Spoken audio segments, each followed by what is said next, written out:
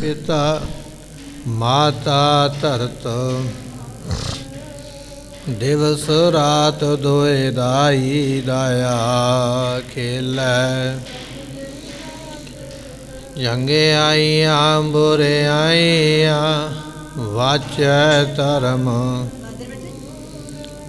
करमी आपो आपनी के नेड़ै के। जिने नाम त्याया गए मसकत, नानक ते मुख उजले केती छुटी। ज्ञान ध्यान किछ कर्म सार न जाना, सब ते वड्डा जिन कल राख। सुकौ टल गुर सेवी है निस सहज, दर्शन परसै जन्म मरण दुख। होवै सिफत खसामदी, नूर अरसों कुरसों तुद डिठे सचे। मल जन्म जन्म दी, तुद डिठे सचे पातिश। मल जन्म जन्म दी। ओख तुखार न व्यापई, कंठ मिलिया हर नाहो। मन बेदया चरनार बिंद, दर्शन लगड़ा साहो। ओट गोविंद गोपाल राय, सेवा स्वामी लाहो। विख्या पोए न सकई, मिल साधु गुण गाहो। जैते उपजी तै मिली, सच्ची प्रीत समाहो। कर गह लीनी पार ब्रह्म, बहुड़ न बिछड़िया हो। मार जाओ लख बेरियार, सज्जन अगम अगाहो। शरम पई नारायण, नानक दर पईया हो। ओख सुहंदा सर्व सुख, जिस बख्शे बेपरवाहो। वाहिगुरु जी का खालसा, वाहिगुरु जी की फतेह। गरीब नवाज सतगुरु गुरु ग्रंथ साहिब जीआं दी पवित्र पावन हजूरी अंदर जुड़ मिल करके बैठी हुई गुरु प्यारी गुरु सवारी खालसा साध संगत जी। अज सतगुरु पातशाह जियां ने आपां नूं पोह महीने दी संगरांद दा ये जो दिहाड़ा है बख्शिश कीता है। असीं इस दिहाड़े नूं मनाउण वास्ते गुरु दरबार विच आके सुशोभित होए हां। ये वो महीना है जिस महीने दे अंदर 10वें पातशाह महाराज जियां ने पटना साहिब की धरती ते अवतार धारिया है। ये वो महीना है जदों 10वें पातशाह महाराज जियां ने आनंदपुर साहिब दे किले नूं, अपने घर नूं, अपने महल्ला नूं छड्डिया है। इसे महीने दे विच गुरु कियां सिखां दियां कुर्बानियां शहादतां होईयां अते इसे महीने दे विच साहिबजादे शहीदी नूं प्राप्त होए। धन माता माता साहिब माता गुजरी जी इसे महीने दे विच उन्हां ने भी शहादत दित्ती है। सो ये वो महीना है जिसनूं पोह दा ठंड दा महीना आखिया जांदा है, जो सानू अज संगरांद के रूप दे विच प्राप्त होया। कुछ लोगों की संसारी लोगों की ये सोच है भी ये पोह दा महीना माड़ा है, चंगा नहीं है। 10वें पातशाह जियां ने इस महीने दे विच अवतार धार के साडे मन का यह भरम दूर किया ਕਿ ਗੁਰੂ ਨਾਨਕ ਸਾਹਿਬ ਜੀਆਂ ਦੀ 10ਵੀਂ ਜੋਤ ਗੁਰੂ ਗੋਬਿੰਦ ਸਿੰਘ ਮਹਾਰਾਜ ਜੀ ਇਸੇ ਪੋਹ ਦੇ ਮਹੀਨੇ ਦੇ ਅੰਦਰ ਸੰਸਾਰ ਵਿੱਚ ਆਏ। ਮਹੀਨਾ ਮਾੜਾ ਨਹੀਂ ਹੈ ਅਤੇ ਬੇਅੰਤ ਕੁਰਬਾਨੀਆਂ ਇਸ ਮਹੀਨੇ ਦੇ ਅੰਦਰ ਵਾਪਰੀਆਂ ਨੇ। ਆਪਾਂ ਸਤਿਗੁਰਾਂ ਦੀ ਗੁਰਬਾਣੀ 12 ਮਾਹ ਜੋ ਗੁਰੂ ਅਰਜਨ ਸਾਹਿਬ ਜੀਆਂ ਨੇ ਉਚਾਰੀ ਹੈ, ਅੰਮ੍ਰਿਤਸਰ ਦੀ ਧਰਤੀ 'ਤੇ ਫਲਾ ਉਪਦੇਸ਼ ਮਹਾਰਾਜ ਨੇ ਸਾਨੂੰ ਇਸ ਮਹੀਨੇ ਦਾ ਬਖਸ਼ਿਆ, ਉਹ ਆਪਾਂ ਸਰਵਨ ਕਰਨ ਵਾਸਤੇ ਪਹੁੰਚੇ ਹਾਂ। ਆਓ ਕੁਝ ਸਮੇਂ ਵਾਸਤੇ ਮਨ ਟਿਕਾਈਏ। ਆਪ ਸੰਗਤਾਂ ਦੇ ਚਰਨਾਂ ਵਿੱਚ ਬੇਨਤੀ ਹੈ, ਜਿੰਨਾ ਚਿਰ ਆਪਾਂ ਦਰਬਾਰ ਵਿੱਚ ਬੈਠਦੇ ਹਾਂ ਜਾਂ ਦਰਬਾਰ ਦੇ ਵਿੱਚ ਆਉਂਦੇ ਹਾਂ, ਕਿਰਪਾ ਕਰਕੇ ਆਪਣੇ ਮੋਬਾਈਲ ਜ਼ਰੂਰ ਬੰਦ ਕਰ ਲਿਆ ਕਰੋ, ਨਹੀਂ ਤੇ ਉਹਨਾਂ ਦੀ ਰਿੰਗ ਜ਼ਰੂਰ ਬੰਦ ਕਰਿਆ ਕਰੋ। ਇਹ ਬੇਨਤੀ ਹੈ, ਬੜੀ ਵਾਰ ਇਹ ਬੇਨਤੀ ਕਰੀਦੀ ਹੈ। ਇਸ ਬੇਨਤੀ ਨੂੰ ਮੰਨਣਾ ਚਾਹੀਦਾ ਹੈ, ਕਿਉਂਕਿ ਸਾਡੇ ਸ਼ਰਾਬੇ ਸ਼ੋਰ ਦੇ ਨਾਲ ਦੂਜਿਆਂ ਦਾ ਧਿਆਨ ਵੀ ਉਥਾਨ ਹੁੰਦਾ ਹੈ। ਸੋ ਗੁਰੂ ਪਾਤਸ਼ਾਹ ਤੋਂ ਵੱਡਾ ਕੋਈ ਦਰਬਾਰ ਨਹੀਂ ਹੈ, ਇਸ ਤੋਂ ਵੱਡੀ ਕੋਈ ਕਚਹਿਰੀ ਨਹੀਂ ਹੈ। ਜੇ ਇੱਥੇ ਆ ਕੇ ਭੈ ਨਾ ਰੱਖਿਆ ਤੇ ਪ੍ਰਾਪਤੀ ਕਿਵੇਂ ਕਰਾਂਗੇ। ਮਹਾਰਾਜ ਨੇ ਬਚਨ ਲਿਖਿਆ, ਸੁਣਿਆ ਮੰਨਿਆ ਮਨ ਕੀਤਾ ਭਾਓ। ਸੁਣਿਆ ਵੀ ਹੈ, ਮੰਨਿਆ ਵੀ ਹੈ। ਪਹਿਲਾਂ ਸੁਣਨਾ ਤੇ ਸੁਣਾ ਦਿੱਤਾ, ਤੁਹਾਨੂੰ ਬੇਨਤੀ ਕਰ ਦਿੱਤੀ ਹੈ ਵੀ ਮੈਂ ਮੋਬਾਈਲ ਬੰਦ ਕਰ, ਸੁਣ ਤੇ ਲਿਆ ਨਾ ਆਪਾਂ। ਤੇ ਅਗਲਾ ਬਚਨ ਕੀ ਹੈ ਫਿਰ? ਮੰਨਣਾ, ਜਿਹੜੀ ਗੱਲ ਕਹੀ ਹੈ। ਪਰ ਕਈ ਵਾਰ ਸਾਡੇ ਕੰਨ ਤੇ ਜੂੰ ਕੋਈ ਨਹੀਂ ਸਰਕਦੇ, ਜੋ ਹੁੰਦਾ ਹੋ ਹੀ ਜਾ ਰਿਹਾ ਹੈ। ਤੇ ਪਾਤਸ਼ਾਹ ਕਹਿਣ ਲੱਗੇ ਸੁਣ ਕੇ ਮੰਨ, ਤੇ ਫਿਰ ਅਗਲਾ ਬਚਨ ਹੈ ਮਨ ਕੀਤਾ ਭਾਓ। ਮਨ ਦੇ ਵਿੱਚ ਜਿੱਥੇ ਪ੍ਰੇਮ ਰੱਖਣਾ, ਉੱਥੇ ਗੁਰੂ ਦਾ ਡਰ ਵੀ ਰੱਖਣਾ ਹੈ। ਦੁਨੀਆ ਦੇ ਵਿੱਚ ਗੁਨਾਹ ਕਰੇਗਾ, ਪਾਪ ਕਰੇਗਾ, ਇੱਥੇ ਬਖਸ਼ਿਆ ਜਾਏਗਾ। ਇੱਥੇ ਪਾਪ ਕਰੇਗਾ, ਦੁਨੀਆ ਵਿੱਚ ਕੋਈ ਬਖਸ਼ਾ ਨਹੀਂ ਸਕਦਾ ਹੈ। ਵਿਦਵਾਨਾਂ ਨੇ ਲਿਖਿਆ ਹੈ, ਜੇ ਖੇਤੀ ਸੋਕੇ ਦੇ ਨਾਲ ਸੁੱਕ ਜਾਵੇ, ਖੇਤੀ ਨੂੰ ਪਾਣੀ ਨਾ ਮਿਲੇ, ਉਹ ਸੁੱਕ ਜਾਵੇ, ਉਹਨੂੰ ਪਾਣੀ ਲਾ ਕੇ ਸੁੱਕੀ ਖੇਤੀ ਨੂੰ ਆਪਾਂ ਹਰੀ ਕਰ ਸਕਦੇ ਹਾਂ। ਪਰ ਜਿਹੜੀ ਖੇਤੀ ਪਾਣੀ ਵਿੱਚ ਡੁੱਬ ਕੇ ਸੁੱਕ ਗਈ, ਉਹਨੂੰ ਕਦੇ ਹਰਿਆ ਨਹੀਂ ਕੀਤਾ ਜਾ ਸਕਦਾ। ਪਾਣੀ ਦੀ ਥੋੜ ਤੋਂ ਸੁੱਕੀ ਹੈ, ਸੁੱਕ ਗਈ ਹੈ ਖੇਤੀ, ਪਾਣੀ ਨਹੀਂ ਮਿਲਿਆ ਤੇ ਪਾਣੀ ਦੇਵਾਂਗੇ ਹਰੀ ਹੋ ਜਾਏਗੀ। ਪਰ ਜਿਹੜੀ ਪਾਣੀ ਵਿੱਚ ਡੁੱਬ ਕੇ ਸੜ ਗਈ ਹੈ, ਉਹਨੂੰ ਕੀ ਕਰਾਂਗੇ? ਕੁਝ ਨਹੀਂ ਹੋਵੇਗਾ। ਦੁਨੀਆ ਵਿੱਚ ਗੁਨਾਹ ਕਰੇਗਾ, ਇੱਥੇ ਆ ਕੇ ਨਮਸਕਾਰ ਕਰੇਗਾ, ਮਾफ़ੀ ਮੰਗੇਗਾ, ਇੱਥੋਂ ਮਾफ़ ਹੋ ਜਾਏਗਾ। ਪਰ ਜੇ ਗੁਨਾਹ ਹੀ ਇੱਥੇ ਕਰੇਗਾ ਤੇ ਫਿਰ ਬਖਸ਼ਾਵੇਂਗਾ ਕਿੱਥੇ ਜਾ ਕੇ? ਕਿੱਥੇ ਬਖਸ਼ਿਆ ਜਾਏਗਾ? ਬਖਸ਼ਿਆ ਨਹੀਂ ਜਾਣਾ। ਤੇ ਮਹਾਰਾਜ ਨੇ ਬਚਨ ਆਖਿਆ, ਐਸਾ ਕੰਮ ਮੂਲੇ ਨਾ ਕੀਚੈ ਜਿਤ ਅੰਤ ਪਛੋਤਾਈਐ। ਉਹ ਕਰਮ ਨਾ ਕਰ ਜਿਹੜਾ ਬਾਅਦ ਵਿੱਚ ਪਛਤਾਪ ਕਰਨਾ ਪਵੇ।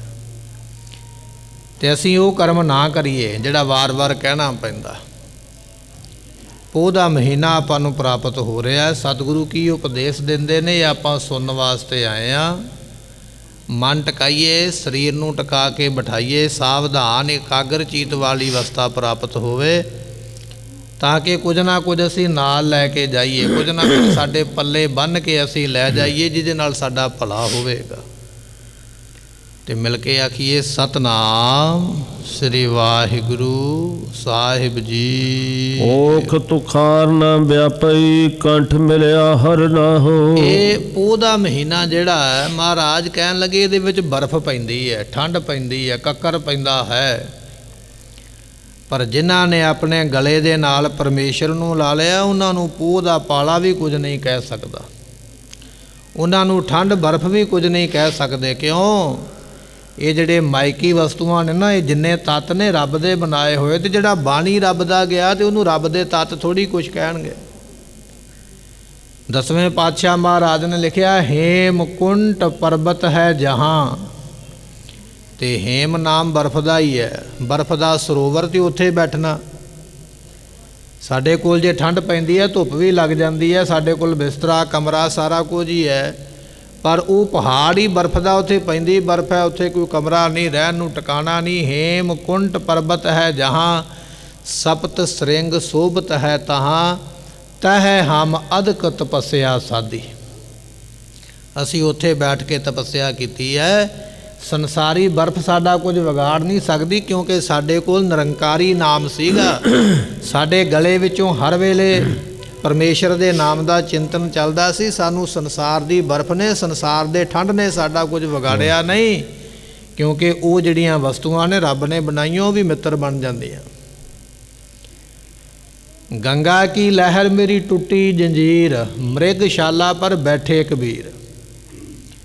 ਭਗਤ ਕਬੀਰ ਜੀਆਂ ਦੀ ਬੜੀ ਵਡਿਆਈ ਤੇ ਬੜੀ ਸੋਭਾ ਹੋਈ, ਤੇ ਜਿਹੜਾ ਰਾਜਾ ਸੀ ਨਾ ਉਹ ਬੜਾ ਔਖਾ ਹੋ ਗਿਆ ਵੀ ਇਹ ਕਬੀਰ ਸਾਹਿਬ ਦੀ ਇੰਨੀ ਵਡਿਆਈ ਕਿਉਂ ਹੈ। ਕੋਈ ਬਹਾਨਾ ਬਣਾ ਕੇ ਕਹਿਣ ਲੱਗਾ ਵੀ ਕਬੀਰ ਸਾਹਿਬ ਨੂੰ ਸੰਗਲਾਂ ਦੇ ਨਾਲ ਬੰਨ੍ਹ ਦਿਓ, ਇਹਦੇ ਹੱਥਾਂ ਨੂੰ ਹੱਥਕੜੀਆਂ ਪਾਓ, ਪੈਰਾਂ ਨੂੰ ਬੇੜੀਆਂ ਪਾਓ, ਸੰਗਲਾਂ ਨਾਲ ਬੰਨ੍ਹ ਕੇ ਗੰਗਾ ਵਿੱਚ ਸੁੱਟੋ।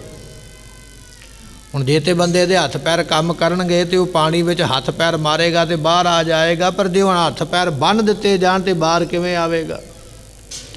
ਸਿਪਾਹੀਆਂ ਨੇ ਇਸੇ ਤਰ੍ਹਾਂ ਹੀ ਕੀਤਾ, ਸੰਗਲਾਂ ਦੇ ਨਾਲ ਚੰਗੀ ਤਰ੍ਹਾਂ ਬੰਨ੍ਹ ਕੇ ਤੇ ਕਬੀਰ ਸਾਹਿਬ ਜੀ ਨੂੰ ਚੁੱਕ ਕੇ ਗੰਗਾ ਦੇ ਪਾਣੀ ਵਿੱਚ ਸੁੱਟ ਦਿੱਤਾ।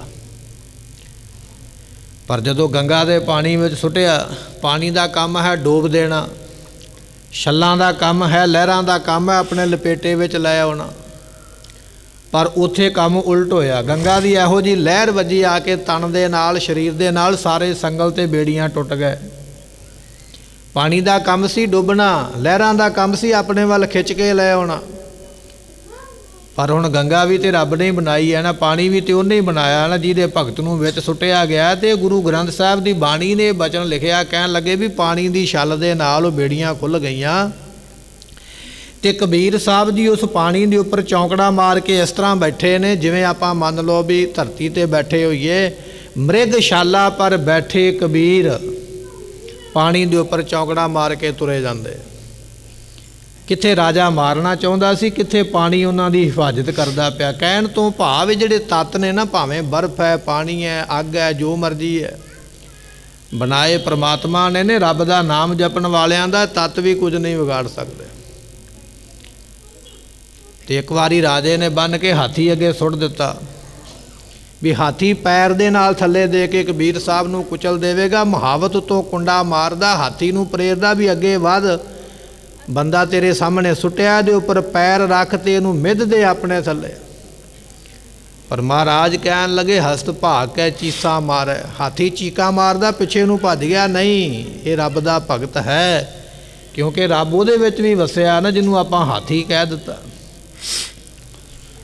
ਸਤਿਗੁਰੂ ਜੀ ਕਹਿ ਰਹੇ ਨੇ, ਕਹਿਣ ਲੱਗੇ ਪ੍ਰਤੱਖ ਭਾਵੇਂ ਬਰਫ਼ ਪੈਂਦੀ ਪਈ ਹੋਵੇ, ਰੱਬ ਦੇ ਭਗਤਾਂ ਨੂੰ ਉਹ ਬਰਫ਼ ਕੁਝ ਵਿਗਾੜ ਨਹੀਂ ਸਕਦੀ ਹੈ। ਬਰਫ਼ ਦਾ ਠੰਡ ਆਪਣੇ ਭਗਤਾਂ ਦੇ ਨੇੜੇ ਜਾ ਨਹੀਂ ਸਕਦਾ। ਭਾਵੇਂ ਕੋਈ ਦੁਨੀਆ ਦਾ ਜ਼ਾਲਮ ਬਾਦਸ਼ਾਹ ਉਹਨਾਂ ਨੂੰ ਦੁੱਖ ਦੇਣ ਦਾ ਯਤਨ ਕਰੇ, ਇਹ ਸੰਸਾਰੀ ਜਿਹੜੇ ਤੱਤ ਨੇ, ਪੌਣ ਪਾਣੀ ਹੈ, ਉਹਨਾਂ ਭਗਤਾਂ ਦੇ ਕਹਿਣੇ ਵਿੱਚ ਹੋ ਜਾਂਦਾ, ਹੁਕਮ ਦੇ ਵਿੱਚ ਹੋ ਜਾਂਦਾ ਹੈ। ਭੂਖ ਤੁਖਾਰ ਨਾ ਵਿਆਪਈ, ਕੰਠ ਮਿਲਿਆ ਹਰਨਾਹੋ। ਜਿਨ੍ਹਾਂ ਦੇ ਕੰਠ ਗਲੇ ਦੇ ਵਿੱਚ ਪਰਮਾਤਮਾ ਦਾ ਨਾਮ ਹੈ, ਉਹਨਾਂ ਨੂੰ ਪੋਹ ਦੀ ਠੰਡ ਵੀ ਕੁਝ ਨਹੀਂ ਕਹਿ ਸਕਦੀ, ਕੁਝ ਨਹੀਂ ਉਹਨਾਂ ਦਾ ਵਿਗਾੜ ਸਕਦੀ ਹੈ। ਸੋ ਮਹਾਰਾਜ ਜੀ ਰਹਿਮਤ ਕਰਕੇ ਫਿਰ ਫਰਮਾਉਂਦੇ ਹਨ, ਮਨ ਬੇਦਿਆ ਚਰਨਾਰ ਬਿੰਦ ਦਰਸ਼ਨ ਲਗੜਾ ਸਾਹੂ। ਪਹਿਲੀ ਪੰਕਤੀ ਪੜੋ।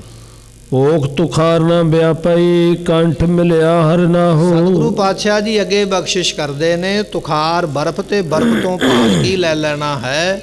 ਬਰਫ਼ ਤੋਂ ਭਾਵ ਲੈ ਲੈਣਾ ਜਿਹੜੀ ਬਿਰਤੀ ਹੈ, ਜਿਹੜੇ ਗੁਰਮੁਖਾਂ ਦੀ ਬਿਰਤੀ ਜੁੜ ਗਈ ਨਾ ਗੁਰੂ ਦੇ ਨਾਲ। ਸਾਡਾ ਤੇ ਧਿਆਨ ਜੁੜਦਾ ਨਹੀਂ, ਅਸੀਂ ਤੇ ਵਾਰ-ਵਾਰ ਕਹਿੰਦੇ ਆ ਵੀ ਗੱਲਾਂ ਨਾ ਕਰੋ ਭਾਈ, ਚੁੱਪ ਕਰਕੇ ਬੈਠੋ, ਬਿਰਤੀ ਜੋੜੋ। ਸਾਡੀ ਜੁੜਦੀ ਨਹੀਂ ਪਈ, ਅਸੀਂ ਜੋੜਨੀ ਨਹੀਂ ਚਾਹੁੰਦੇ।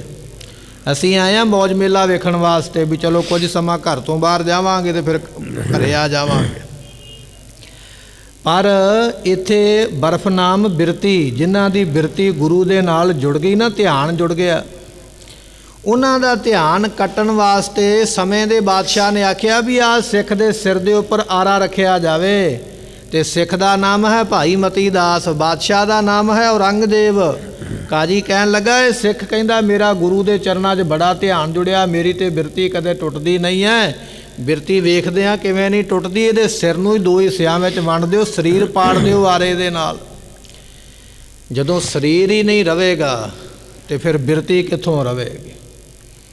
ਤੇ ਆਪਾਂ ਇਤਿਹਾਸ ਇਹ ਕਈ ਵਾਰੀ ਸਰਵਣ ਕੀਤਾ ਹੈ, ਕੇਵਲ ਟੂਕ ਮਾਤਰ ਸਮਝਣ ਵਾਸਤੇ ਇਸ ਇਤਿਹਾਸ ਨੂੰ ਅੱਗੇ ਲੈ ਕੇ ਆਏ ਆ।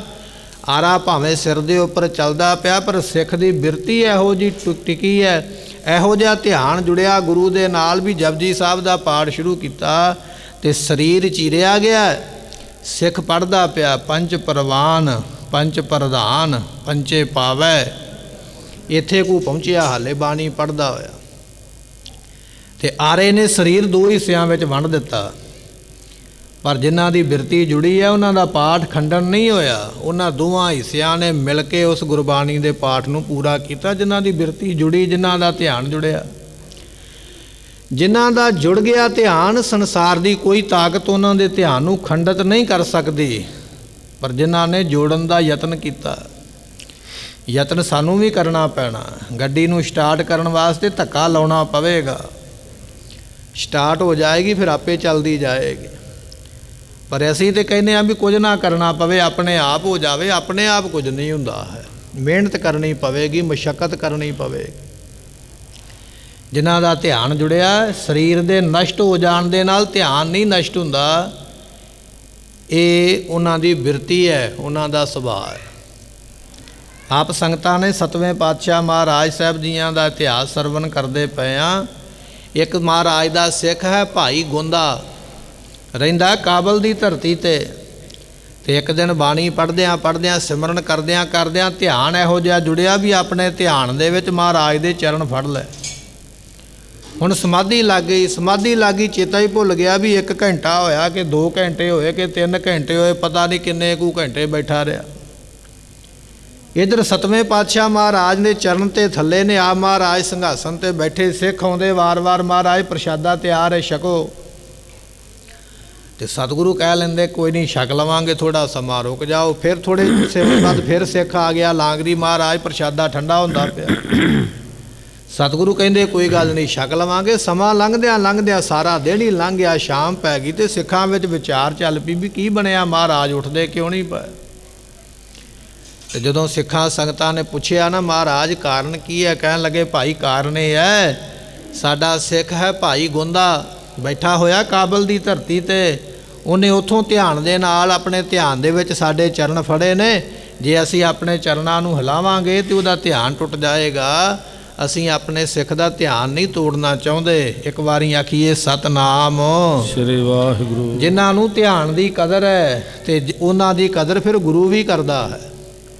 ਜਿਨ੍ਹਾਂ ਨੂੰ ਧਿਆਨ ਦੀ ਮਹਿਮਾ ਦਾ ਪਤਾ ਵੀ ਧਿਆਨ ਕਿਵੇਂ ਜੋੜੀਦਾ, ਉਹਨਾਂ ਦਾ ਮਾਣ ਗੁਰੂ ਵੀ ਕਰਦਾ ਹੈ। ਕਿਉਂਕਿ ਏਕ ਬਾਰ ਸਤਿਗੁਰ ਮੰਤਰ ਸਿਮਰਨ ਮਾਤਰ, ਸਿਮਰਨ ਤਾਹੇ ਬਾਰੰਗਬਾਰ ਗੁਰ ਹੇਤ ਹੈ। ਜੇ ਸਿੱਖਾ ਤੂੰ ਗੁਰੂ ਨੂੰ ਇੱਕ ਵਾਰੀ ਯਾਦ ਕਰਦਾ ਤੇ ਗੁਰੂ ਤੈਨੂੰ ਕਈ ਵਾਰੀ ਯਾਦ ਕਰਦਾ। ਪਰ ਜੇ ਕਰੇਗਾ ਮਨ ਜੋੜ ਕੇ, ਜੇ ਕਰੇਗਾ ਧਿਆਨ ਜੋੜ ਕੇ। ਸਤਿਗੁਰੂ ਪਾਤਸ਼ਾਹ ਕਹਿਣ ਲੱਗੇ ਪੋਖ ਤੁਖਾਰ ਨਾ ਵਿਆਪਈ। ਪੋਹ ਦੇ ਮਹੀਨੇ ਦੇ ਵਿੱਚ ਉਪਦੇਸ਼ ਇਹ ਹੈ ਕਿ ਉਹਨਾਂ ਦੀ ਜਿਹੜੀ ਬਿਰਤੀ ਹੈ ਨਾ, ਇਹ ਬਿਰਤੀ ਰੂਪੀ ਠੰਡ, ਬਿਰਤੀ ਰੂਪੀ ਜੜਤਾ ਉਹਨਾਂ ਨੂੰ ਵਿਆਪਦੀ ਨਹੀਂ। ਸੰਸਾਰ ਦਾ ਇਹੋ ਜਿਹਾ ਧਿਆਨ ਉਹਨਾਂ ਨੂੰ ਪ੍ਰਾਪਤ ਹੋਇਆ ਗੁਰੂ ਚਰਨਾਂ ਵਿੱਚ, ਇਹੋ ਜਿਹਾ ਲੀਨ ਹੋ ਜਾਂਦੇ। ਫਿਰ ਮਹਾਰਾਜ ਬਖਸ਼ਿਸ਼ ਕਰਦੇ ਹਨ। ਮਨ ਬੇਦਿਆ ਚਰਨਾਰ ਬਿੰਦ, ਦਰਸ਼ਨ ਲਗੜਾ ਸਾਹੋ। ਮਹਾਰਾਜ ਕਹਿਣ ਲੱਗੇ ਪੋਖ ਤੁਖਾਰ ਨਾ ਵਿਆਪਈ। ਤੁਖਾਰ ਤੋਂ ਭਾਵ ਬਰਫ਼, ਬਰਫ਼ ਤੋਂ ਭਾਵ ਲੈ ਲੈਣਾ ਪਾਪ ਦੁਨੀਆ ਦੇ, ਜਾਂ ਆਪਾਂ ਕਹਿ ਸਕਦੇ ਹਾਂ ਕਠੋਰਤਾਈ। ਸਾਡਾ ਹਿਰਦਾ ਬੜਾ ਕਠੋਰ ਹੈ, ਬੜਾ ਸਖਤ ਹੈ, ਪਰ ਗੁਰਮੁਖਾਂ ਦਾ ਹਿਰਦਾ ਨਾਮ ਜਪ ਕੇ ਬੜਾ ਕੋਮਲ ਹੋ ਜਾਂਦਾ। ਨਾਮ ਜਪ ਕੇ ਉਹਨਾਂ ਦਾ ਸੁਭਾਅ ਬੜਾ ਕੋਮਲ ਹੋ ਜਾਂਦਾ ਹੈ। ਦੂਜੇ ਦੇ ਦੁੱਖ ਨੂੰ, ਦੂਜੇ ਦੀ ਪੀੜਾ ਨੂੰ ਆਪਣੀ ਪੀੜਾ ਸਮਝਦੇ, ਦੂਜੇ ਦੀ ਬਿਪਤਾ ਨੂੰ ਆਪਣੀ ਬਿਪਤਾ ਸਮਝਦੇ। ਕਿਉਂਕਿ ਉਹਨਾਂ ਨੇ ਜਾਣ ਲਿਆ ਵੀ ਉਹ ਪਰਮੇਸ਼ਰ ਸਾਰਿਆਂ ਵਿੱਚ ਵਸਿਆ ਹੋਇਆ ਹੈ।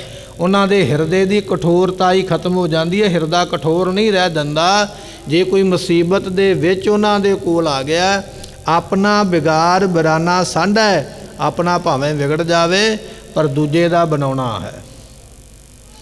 ਮਹਾਰਾਜ ਦਾ ਬਚਨ ਹੈ ਜਨ ਪਰ ਉਪਕਾਰੀ ਆਏ, ਕਿਉਂਕਿ ਉਹ ਆਏ ਪਰ ਉਪਕਾਰ ਕਰਨ ਵਾਸਤੇ।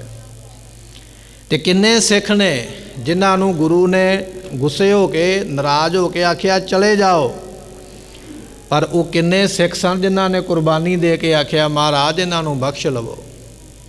ਉਹਨਾਂ ਦੀ ਹਿਰਦੇ ਦੀ ਕਠੋਰਤਾ ਹੀ ਨਾਸ ਹੋ ਗਈ ਨਾ। ਭਾਈ ਮਹਾਂ ਸਿੰਘ ਦਾ ਇਤਿਹਾਸ ਪੜ੍ਹਦੇ ਹੋ, ਸੰਸਾਰਵਾਦੀ ਲੋਕਾਂ ਨੇ ਆਖਿਆ ਗੁਰੂ ਤੋਂ ਕੀ ਲੈਣਾ ਹੈ, ਸਾਡੇ ਕੋਲ ਜਗੀਰਾਂ ਨੇ, ਜ਼ਮੀਨਾਂ ਨੇ, ਚੌਧਰਤਾਈਆਂ ਨੇ, ਲੰਬੜਦਾਰ ਅਸੀਂ ਨਗਰ ਦੇ, ਸਮੇਂ ਦੀ ਸਰਕਾਰ ਦੇ ਨਾਲ ਅੱਜ ਵਿਗਾੜ ਲਵਾਂਗੇ, ਉਹ ਸਾਡੀਆਂ ਮਿਲੀਆਂ ਹੋਈਆਂ ਜਿਹੜੀਆਂ ਖਿਲਤਾਂ ਨੇ, ਤੋਹਫੇ ਨੇ, ਸਰਕਾਰ ਵਾਪਸ ਲੈ ਲਵੇਗੀ। ਗੁਰੂ ਤੋਂ ਕੀ ਲੈਣਾ ਹੈ, ਗੁਰੂ ਨੂੰ ਛੱਡ ਦਈਏ, ਸਰਦਾਰੀਆਂ ਕਾਇਮ ਰੱਖੀਏ।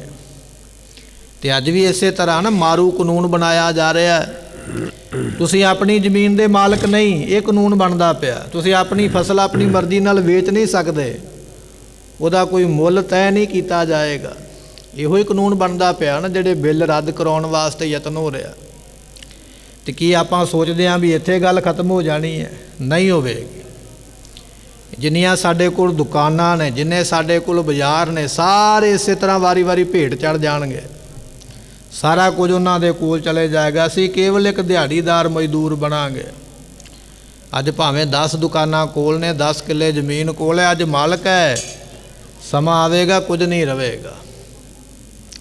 ਪਰ ਫਿਰ ਵੀ ਕੁਝ ਲੋਕ ਸਰਕਾਰ ਦਾ ਪੱਖ ਪੂਰਦੇ ਨੇ। ਕਿਉਂ? ਵੀ ਸਾਡੀ ਕੁਰਸੀ ਨਾ ਚਲੇ ਜਾਵੇ। ਪਤਾ ਉਹਨਾਂ ਨੂੰ ਵੀ ਹੈ ਵੀ ਗਲਤ ਹੈ, ਪਰ ਫਿਰ ਵੀ ਕੁਰਸੀ ਦਾ ਡਰ ਹੈ। ਹੁਣ 10ਵੇਂ ਪਾਤਸ਼ਾਹ ਦਾ ਪੱਖ ਕਰਾਂਗੇ ਤੇ ਸਰਕਾਰ ਕੁਰਸੀ ਖੋਹ ਲਵੇਗੀ, ਜਗੀਰਾਂ ਖੋਹ ਲਵੇਗੀ, ਚੌਧਰਤਾਈਆਂ ਮਿਲੀਆਂ ਖੁੱਸ ਜਾਣਗੀਆਂ, ਨੰਬਰਦਾਰੀਆਂ ਖੁੱਸ ਜਾਣਗੀਆਂ। ਕਹਿਣ ਲੱਗੇ ਮਹਾਰਾਜ ਤੁਹਾਡੇ ਨਾਲ ਰਹਿਣਾ ਤੇ ਹੈ ਔਖਾ, ਅਸੀਂ ਬਾਦਸ਼ਾਹ ਦੇ ਨਾਲ ਰਵਾਂਗੇ ਤੇ ਮਿਲੇਗਾ, ਤੁਹਾਡੇ ਕੋਲ ਕੀ ਮਿਲਣਾ। ਤੇ ਸਤਿਗੁਰੂ ਕਹਿੰਦੇ ਅਸੀਂ ਮਜਬੂਰ ਥੋੜ੍ਹਾ ਕੀਤਾ। ਸਿੱਖੀ ਕਿਸੇ ਨੂੰ ਮਜਬੂਰ ਕਰਕੇ ਨਹੀਂ ਦਿੱਤੀ ਜਾਂਦੀ ਵੀ ਹਾਂ ਤੈਨੂੰ ਅਸੀਂ ਮਜਬੂਰ ਕਰਦੇ ਹਾਂ, ਤੂੰ ਆ ਕੇ ਸਿੱਖ ਬਣ। ਮਜਬੂਰ ਨਹੀਂ ਕਿਸੇ ਨੂੰ ਕੀਤਾ ਜਾਂਦਾ, ਇਹ ਮਨ ਦੀ ਮਰਜ਼ੀ ਹੈ। ਜੋ ਤੋ ਪ੍ਰੇਮ ਖੇਲਣ ਕਾ ਚਾਓ, ਸਿਰ ਧਰ ਤਲੀ ਗਲੀ ਮੇਰੀ ਆਓ। ਇੱਥੇ ਰਿਸ਼ਵਤ ਨਹੀਂ ਦਿੱਤੀ ਜਾਂਦੀ ਹੈ।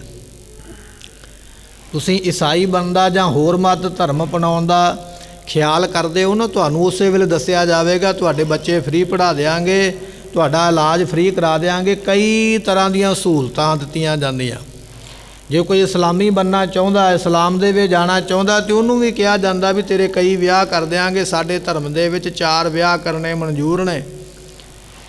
ਇਹ ਲਾਲਚ ਦਿੱਤੇ ਜਾਂਦੇ ਨੇ। ਪਰ 10ਵੇਂ ਪਾਤਸ਼ਾਹ ਨੇ ਆਖਿਆ ਮੈਂ ਆਪਣਾ ਧਰਮ ਲਾਲਚ ਦੇ ਵਸ ਵਿੱਚ ਵੇਚਣਾ ਨਹੀਂ ਹੈ ਵੀ ਲਾਲਚੀ ਲੋਕਾਂ ਨੂੰ ਅੱਗੇ ਲੈ ਆਵਾਂ। ਆਖਿਆ ਵੀ ਜੇ ਮਨਜ਼ੂਰ ਹੈ ਤੇ ਆ ਜਾ, ਨਹੀਂ ਮਨਜ਼ੂਰ ਤੇ ਪਰੇ ਚਲੇ ਜਾ। ਇੱਥੇ ਤੇ ਸਿਰ ਲੱਗਣਾ ਹੈ। ਤੇ ਜਦੋਂ ਉਹਨਾਂ ਲੋਕਾਂ ਨੇ ਆਖਿਆ ਨਾ ਵੀ ਮਹਾਰਾਜ ਤੁਹਾਡੇ ਨਾਲ ਰਹਿਣਾ ਤੇ ਔਖਾ, ਤੇ ਮਹਾਰਾਜ ਕਹਿੰਦੇ ਅਸੀਂ ਬਦੋ ਬਦੀ ਤੁਹਾਨੂੰ ਥੋੜ੍ਹੀ ਫੜ ਕੇ ਲਿਆਏ ਆ ਵੀ ਮੇਰੇ ਸਿੱਖ ਬਣੋ, ਆਪਣੀ ਮਰਜ਼ੀ ਨਾਲ ਬਣੇ ਹੋ। ਪਰ ਜੇ ਅਜੇ ਵੀ ਤੁਹਾਡਾ ਮਨ ਨਹੀਂ ਕਰਦਾ ਵੀ ਅਸੀਂ ਗਲਤੀ ਕਰ ਲਈ ਹੈ, ਤੇ ਕੋਈ ਗੱਲ ਨਹੀਂ, ਇੱਕ ਕਾਗਜ਼ 'ਤੇ ਲਿਖ ਦਿਓ ਵੀ ਮਹਾਰਾਜ ਤੁਸੀਂ ਸਾਡੇ ਗੁਰੂ ਨੂੰ, ਆਪਾਂ ਤੁਹਾਡੇ ਸਿੱਖ ਨਹੀਂ, ਤੇ ਜਾਓ ਛੁੱਟੀਆਂ ਨੇ, ਅਸੀਂ ਕੁਝ ਨਹੀਂ ਕਵਾਂਗੇ। ਹੁਣ ਇੱਕ ਪਾਸੇ ਜਗੀਰਾਂ ਹੋਣ, ਜਾਇਦਾਦਾਂ ਹੋਣ, ਕੁਰਸੀਆਂ 'ਤੇ ਮਿਲੇ ਹੁਣ ਅਹੁਦੇ ਮਰਾਤਬੇ, ਝੱਟ ਲਿਖਿਆ ਕਾਗਜ਼ 'ਤੇ। ਪਰ ਇਹ ਗੱਲ ਭੁੱਲ ਗਿਆ ਵੀ ਲਿਖਣ ਲੱਗੇ ਆ ਗੱਲ ਬੜੀ ਵੱਡੀ ਹੈ, ਪਰ ਸੋਚ ਲਈ ਛੋਟੀ ਥੋੜ੍ਹੀ ਹੈ। ਫਿਰ ਕੀ ਹੈ, ਲਿਖ ਕੇ ਚਲੇ ਗਿਆ। ਮਹਾਰਾਜ ਨੇ ਕਾਗਜ਼ ਦਾ ਟੁਕੜਾ ਆਪਣੇ ਕੋਲ ਰੱਖਿਆ। ਪਰ ਜਿਨ੍ਹਾਂ ਦੇ ਮਨ ਵਿੱਚ ਦਇਆ ਆ ਜਾਂਦੀ ਹੈ ਨਾ, ਜਿਨ੍ਹਾਂ ਦੇ ਮਨ ਕਠੋਰ ਨਹੀਂ, ਉਹਨਾਂ ਨੇ ਸੋਚਿਆ ਇਹ ਬੰਦੇ ਜਿਹੜੇ ਨੇ ਕੁਝ ਗਿਣਤੀ ਦੇ ਨੇ, ਲਾਲਚ ਵਿੱਚ ਆ ਕੇ ਲਿਖ ਕੇ ਤੇ ਦੇ ਗਏ ਨੇ, ਪਰ ਸਜ਼ਾ ਸਾਰਿਆਂ ਨੂੰ ਭੁਗਤਣੀ ਪੈਣੀ ਹੈ। ਸਾਰਾ ਇਲਾਕਾ ਹੀ ਇਹਨਾਂ ਨੇ ਆਪਣੇ ਨਾਲ ਜੋੜ ਲਿਆ। ਸਾਰੇ ਮੰਨਦੇ ਨਹੀਂ, ਪਰ ਆਪਣੀ ਗਿਣਤੀ ਵਿੱਚ ਉਹਨਾਂ ਨੇ ਸ਼ਾਮਲ ਕਰ ਲਿਆ। ਫਿਰ ਮਨ ਵਿੱਚ ਦਇਆ ਆਈ। ਕਿਹਦੇ ਆਈ? ਭਾਈ ਮਹਾਂ ਸਿੰਘ ਦੇ ਦਇਆ ਆ ਗਈ। ਬੀਬੀ ਮਾਤਾ ਭਾਗੋ ਜੀਆਂ ਦੇ। ਫਿਰ ਕੁਰਬਾਨੀ ਕੀਤੀ, ਜੰਗ ਕੀਤਾ। ਖਦਰਾਣੇ ਦੀ ਢਾਬ 'ਤੇ ਮੁਕਤਸਰ ਦਾ ਵੱਡਾ ਜੰਗ ਹੋਇਆ। ਤੇ ਜਦੋਂ ਜੰਗ ਹੋਇਆ ਤੇ ਫਿਰ ਮਹਾਰਾਜ ਨੇ ਆਖਿਆ ਮੰਗੋ ਕੀ ਚਾਹੀਦਾ, ਜੋ ਮੰਗ ਲਏਗਾ ਉਹ ਮਿਲ ਜਾਏਗਾ।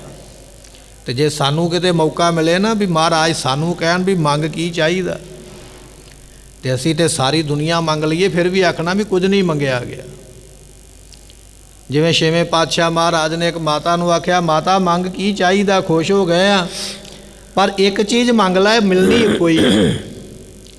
ਹੁਣ ਮਾਤਾ ਆਪਣੇ ਵਰਗੀ ਉਹ ਸੋਚਣ ਲੱਗ ਪਈ ਵੀ ਗੁਰੂ ਖੁਸ਼ ਹੋਇਆ, ਚੀਜ਼ ਇੱਕੋ ਹੀ ਮਿਲਣੀ ਹੈ, ਮੰਗਾਂ ਵੀ ਇਹੋ ਜਿਹੀ ਵੀ ਸਭ ਕੁਝ ਹੀ ਮਿਲ ਜਾਵੇ। ਚੰਗੀ ਤਰ੍ਹਾਂ ਸੋਚਣ ਤੋਂ ਮਗਰੋਂ ਆਖਿਆ, ਕਹਿਣ ਲੱਗੀ ਮਹਾਰਾਜ ਜੇ ਦੇਣਾ ਚਾਹੁੰਦੇ ਹੋ ਨਾ ਤੇ ਫਿਰ ਮੈਨੂੰ ਇਹ ਦਿਓ ਵੀ ਮੇਰੀ ਨੂੰਹ ਜਿਹੜੀ ਹੈ ਨਾ ਵਿਹੜੇ ਦੇ ਵਿੱਚ ਬੈਠੀ ਹੋਈ ਸੋਨੇ ਦੀ ਮਧਾਣੀ ਦੇ ਨਾਲ ਆਪਣੀ ਝੋਲੀ ਵਿੱਚ ਪੁੱਤਰ ਬਿਠਾ ਕੇ ਤੇ ਦੁੱਧ ਰਿੜਕਦੀ ਮੈਂ ਵੇਖਾਂ। महाराज सुन के हस पै, कहन लगे माता कुछ रह गया मगर होर मंगण वाला? नौ तां आउणी है, पहला पुत्र मंग लिया, हुण पुत्र दा भी अगे पुत्र मंग लिया। तो सोने की मधानी तां ही आवेगी ना, घरे 4 पैसे होणगे, गरीब के कोलों तो लकड़ दी नहीं आउणी। तो फिर मधानी दे नाल दुध भी तां रिड़किया जाना जे मझां गावां लवेरियां होणगियां। सारा कुछ ही मंग लिया इक्के झट्टे भी। महाराज ने एक गल आखी है तो मैं छड्डां क्यों? तो जे इहो गल किते महाराज सानू कह देण भी सिखा तू मंग, तैनूं की चाहिदा, तो आपां पहलां मंगना भी मेरे वाल नहीं चिट्टे होने चाहिए, काले रहण ते मैं जवान रवां। साडी बिरती भाई मान सिंह वाली नहीं है भी महाराज दूजियां दा भला करो। असीं आखना भी भला तो भावें दूजियां दा कर, पर शुरू पहलां मेरे तो कर।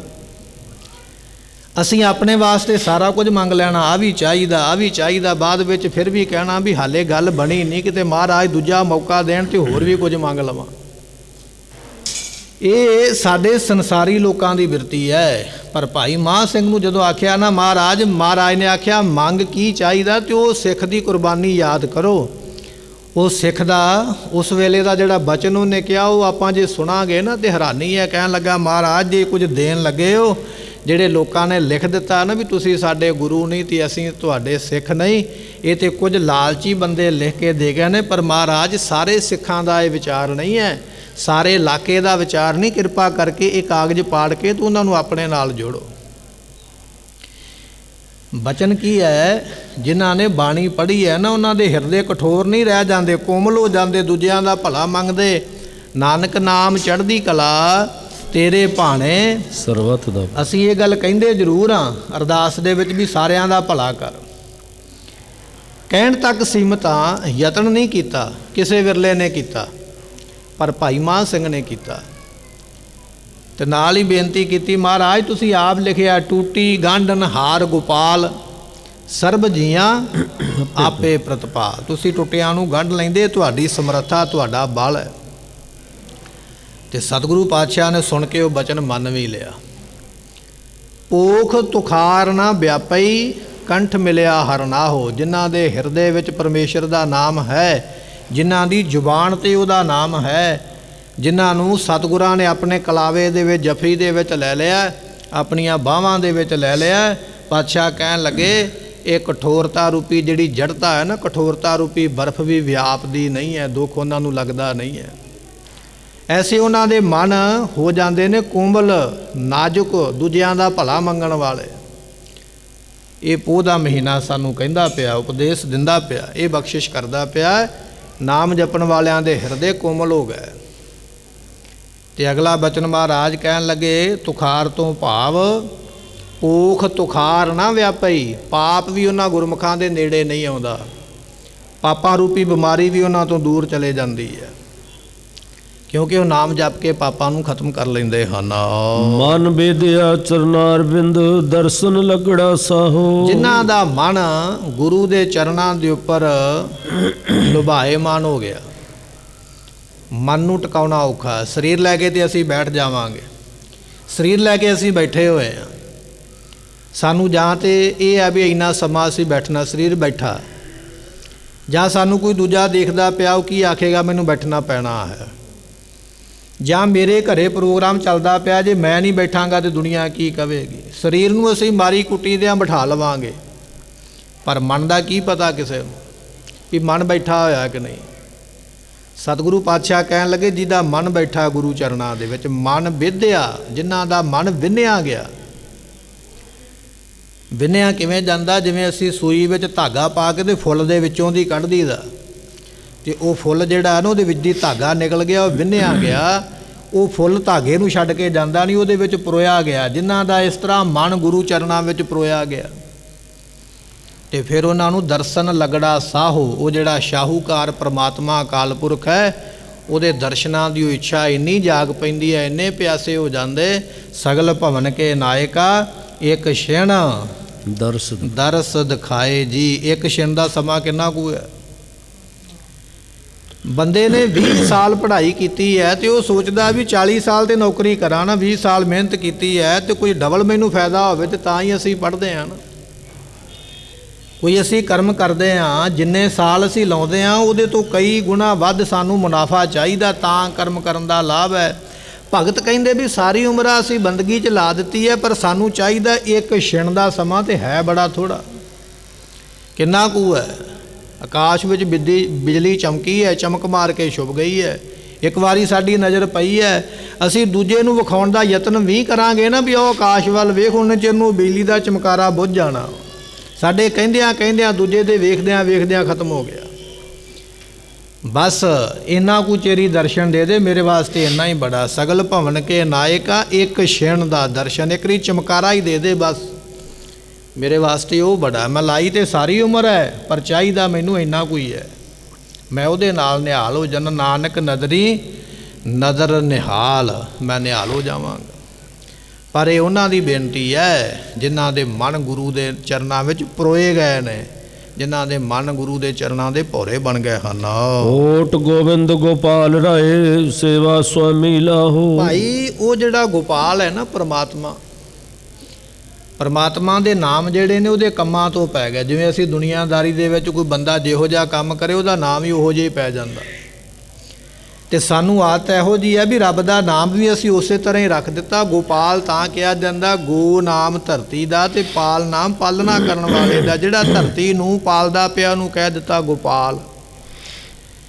ਤੇ ਸਤਿਗੁਰੂ ਪਾਤਸ਼ਾਹ ਕਹਿਣ ਲੱਗੇ ਕਿ ਉਹ ਜਿਹੜਾ ਗੋਪਾਲ ਹੈ ਪਰਮਾਤਮਾ ਹੈ।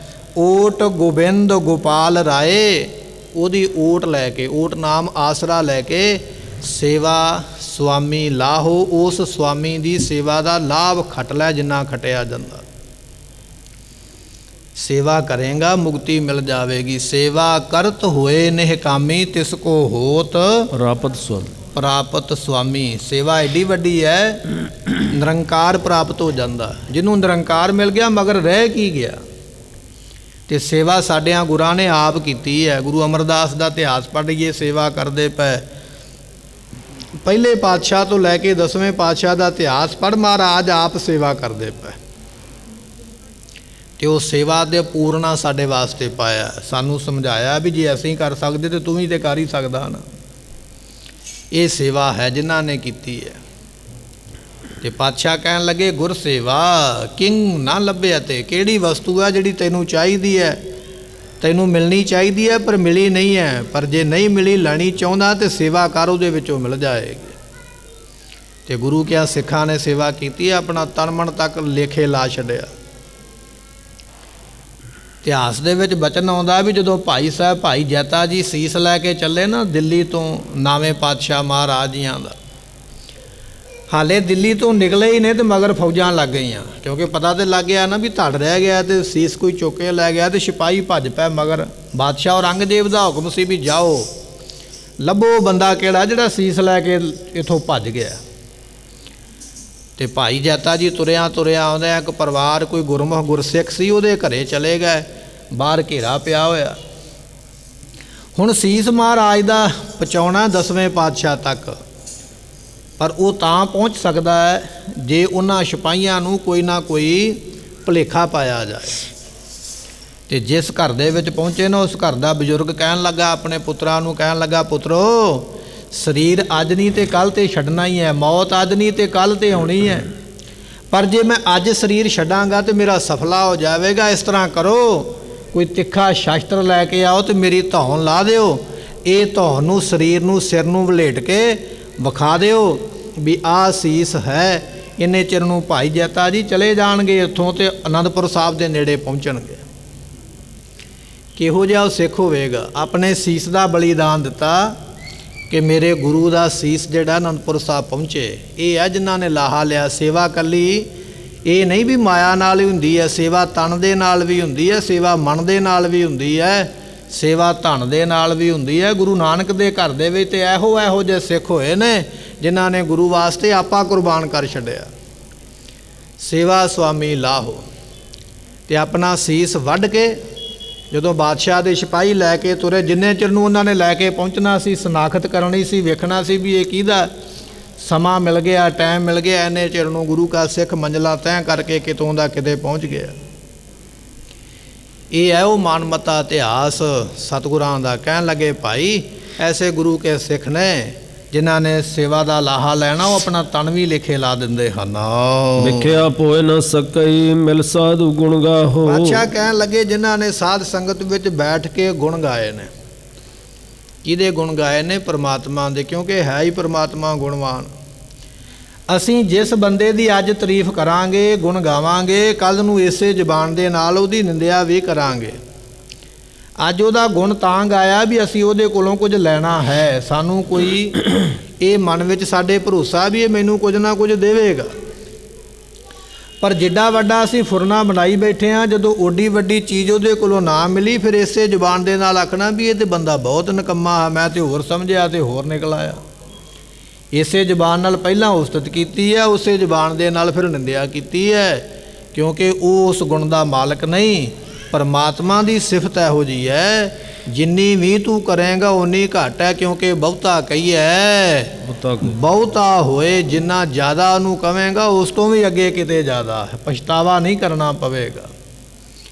ਸਤਿਗੁਰੂ ਪਾਤਸ਼ਾਹ ਮਹਾਰਾਜ ਜੀ ਕਹਿਣ ਲੱਗੇ ਵਿਖਿਆ ਪੋਹੇ ਨ ਸਕਈ ਮਿਲ ਸਾਧੂ ਗੁਣ ਗਾਹੋ। ਜਿਨ੍ਹਾਂ ਨੇ ਸਾਧ ਸੰਗਤ ਵਿੱਚ ਬੈਠ ਕੇ ਗੁਣ ਗਾਏ ਨੇ, ਆਪਣੇ ਗੁਰੂ ਦੇ ਗੁਣ ਗਾਏ ਨੇ। ਗੁਰਬਾਣੀ ਗੁਣ ਹੀ ਹੈ ਨਾ ਮਹਾਰਾਜ ਦੇ ਜਿਹੜੇ ਅਸੀਂ ਪੜ੍ਹਦੇ ਹਾਂ। ਤੇ ਫਿਰ ਉਹਨਾਂ ਨੂੰ ਵਿਖਿਆ ਕਿ ਸੰਸਾਰ ਦੇ ਵਕਾਰ ਪੋ ਨਹੀਂ ਸਕਦੇ, ਸੰਸਾਰ ਦੇ ਵਕਾਰ ਨੇੜੇ ਨਹੀਂ ਆ ਸਕਦੇ। ਕਾਮ ਕ੍ਰੋਧ ਨਗਰ ਬਹੁ ਭਰਿਆ ਮਿਲ ਸਾਧੂ ਖੰਡਲ ਖੰਡਾ ਹੈ। ਸਾਧੂਆਂ ਦੀ ਸੰਗਤ ਇਹੋ ਜਿਹੀ ਹੈ ਕਿ ਇਹਦੇ ਵਿੱਚ ਮਿਲ ਕੇ ਇਹ ਜਿੰਨੇ ਵਕਾਰ ਨੇ ਸਾਰੇ ਖੰਡੇ ਜਾਂਦੇ, ਟੁੱਟ ਜਾਂਦੇ, ਭੱਜ ਜਾਂਦੇ, ਦੌੜ ਜਾਂਦੇ, ਮੁੱਕ ਜਾਂਦੇ। ਪਰ ਭੱਜਦੇ ਮੁੱਕਦੇ ਉਦੋਂ ਨੇ ਸੰਗਤ ਵਿੱਚ ਆ ਕੇ, ਕਿਸੇ ਸਿੱਧ ਪੁਰਸ਼, ਕਿਸੇ ਮਹਾਤਮਾ ਗੁਰਮੁਖ ਦੀ ਸੰਗਤ ਵਿੱਚ ਆ ਕੇ। ਸਤਿਗੁਰੂ ਪਾਤਸ਼ਾਹ ਕਹਿਣ ਲੱਗੇ ਵਿਖਿਆ ਪੋਹੇ ਨਾ ਸਕਈ। ਕੋਈ ਵੀ ਵਿਕਾਰ ਉਹਨਾਂ ਗੁਰਮੁਖਾਂ ਦੇ ਨੇੜੇ ਨਹੀਂ ਆ ਸਕਦਾ। ਕਿਉਂ ਨਹੀਂ ਆ ਸਕਦਾ? ਕਿਉਂਕਿ ਉਹਨਾਂ ਨੇ ਰੱਬ ਦੇ ਨਾਮ ਦਾ ਆਸਰਾ ਲੈ ਲਿਆ। ਜਿਨ੍ਹਾਂ ਨੇ ਉਹਦੇ ਨਾਮ ਦਾ ਆਸਰਾ ਲੈ ਲਿਆ, ਸੰਸਾਰੀ ਵਿਕਾਰ ਉਹਨਾਂ ਦਾ ਕੁਝ ਵਿਗਾੜਦਾ ਨਹੀਂ ਹੈ। ਜਹ ਤੇ ਉਪਜੀ ਤੈ ਮਿਲੀ ਸੱਚੀ ਪ੍ਰੀਤ ਸੁਮਾਹੋ। ਜਿਨ੍ਹਾਂ ਨੂੰ ਸੱਚੀ ਪ੍ਰੀਤ ਜਾਗੀ ਹੈ, ਸਾਚੀ ਪ੍ਰੀਤ ਹਮ ਤੁਮ ਸਿਓ ਜੋਰੀ। ਸੱਚੀ ਪ੍ਰੀਤ ਜਿਨ੍ਹਾਂ ਦੀ ਜੁੜੀ ਹੈ ਨਾ ਗੁਰਮੁਖੋ, ਇਹ ਸਾਡਾ ਸਰੀਰ ਜਿਹੜਾ ਨਾ ਪਰਮਾਤਮਾ ਦੇ ਨਾਲੋਂ ਵਿਛੜ ਕੇ ਸਾਡੀ ਆਤਮਾ ਇਸ ਸਰੀਰ ਵਿੱਚ ਆਈ ਹੈ। ਅਸੀਂ ਜਿੰਨੇ ਵੀ ਜੀਵ ਹਾਂ, ਸਾਡੀ ਆਤਮਾ ਪਰਮਾਤਮਾ ਦੇ ਨਾਲੋਂ ਵਿਛੜ ਕੇ ਤਾਂ ਸੰਸਾਰ ਵਿੱਚ ਆਈ ਹੈ। ਜਹ ਤੇ ਉਪਜੀ, ਜਿੱਥੋਂ ਅਸੀਂ ਪੈਦਾ ਹੋਏ ਹਾਂ ਸੰਸਾਰ ਵਿੱਚ ਆ ਕੇ, ਤਹ ਮਿਲੀ, ਦੁਬਾਰਾ ਫਿਰ ਤੇਰੀ ਇਹ ਆਤਮਾ ਉਸ ਨਿਰੰਕਾਰ ਨੂੰ ਮਿਲ ਸਕਦੀ ਹੈ। ਪਰ ਜੇ ਤੇਰੇ ਮਨ ਵਿੱਚ ਸੱਚੀ ਪ੍ਰੀਤੀ ਹੋਵੇਗੀ, ਜਿੰਨਾ ਚਿਰ ਤੇਰੀ ਇਹ ਆਤਮਾ ਨਿਰੰਕਾਰ ਦੇ ਨਾਲ ਮਿਲਦੀ ਨਹੀਂ, ਉਹਨਾਂ ਚਿਰ ਤੈਨੂੰ ਜਨਮਾਂ ਤੋਂ ਕੋਈ ਬਚਾ ਨਹੀਂ ਸਕਦਾ। ਆਪਾਂ ਆਮ ਹੀ ਇਹ ਗੱਲ ਕਹਿ ਦਿੰਦੇ ਫਲਾਣਾ ਸਵਰਗਵਾਸੀ ਹੋ ਗਿਆ।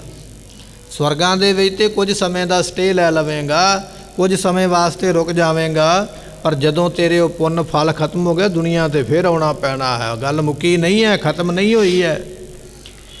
ਇਹ ਤੇ ਬਸ ਇੰਨਾ ਹੀ ਹੈ ਵੀ ਜਿਵੇਂ ਕਿਸੇ ਬੰਦੇ ਨੂੰ ਸਜ਼ਾ ਹੋ ਜਾਵੇ ਤੇ ਉਹ ਜ਼ਮਾਨਤ ਤੇ ਬਾਹਰ ਆ ਜਾਵੇ, ਤੇ ਇਹਦਾ ਮਤਲਬ ਇਹ ਨਹੀਂ ਵੀ ਉਹ ਮੁਕਤ ਹੋ ਗਿਆ। ਜ਼ਮਾਨਤ ਮਿਲੀ ਹੈ, ਕੇਸ ਤੇ ਚੱਲਦਾ ਪਿਆ, ਅੱਗੇ ਫਿਰ ਫੜਿਆ ਜਾਏਗਾ, ਅਜੇ ਕੋਈ ਪਤਾ ਨਹੀਂ ਕੀ ਬਣਨਾ ਹੈ। ਇਸ ਕਰਕੇ ਸਵਰਗਾਂ ਨਰਕਾਂ ਦੀ ਬਾਤ ਗੁਰੂ ਕਾ ਸਿੱਖ ਨਹੀਂ ਕਰਦਾ ਹੈ, ਕਿਉਂਕਿ ਜ਼ਬਾਨ